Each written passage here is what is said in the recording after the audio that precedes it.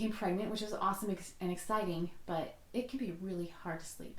You can be very uncomfortable and waking up, and I found that Serenity, diffusing Serenity, was really helpful in falling asleep, but also staying asleep. I also found it really helpful for my kids, even little ones, so I would dilute it, and I had it in a roller bottle. It was always in my diaper bag, and I would just rub it on the bottom of little baby's feet and rub it in before they went to bed. It was super calming and helped them to stay asleep so that I didn't have to wake up. Another story, and this is one with my daughter Minna, who she is full of emotions. She just feels things deeply, whether it's happiness or sadness, anger or joy. She just feels things really strong.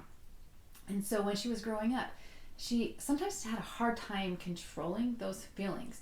And something would upset her and she'd go in a rage, or she didn't get her own way, and she would act out in ways that weren't helpful or healthy for her, and she would bang her head on the tile. And she developed this bump that over time wouldn't go away because it was always the same spot. Took her to the doctor. Wasn't so concerned about the behavior, but I was concerned about her head. And so what I found is that if I saw that she was getting worked up, that if I was diffusing that, or especially if I would put it on. So I had this blend and I would just roll it on the back of her neck. So even if she was in the middle of a tantrum, it didn't matter because I wasn't going to upset her anymore. She was already upset. And I would just kind of rub it on the back of her neck. Initially, I made her more upset.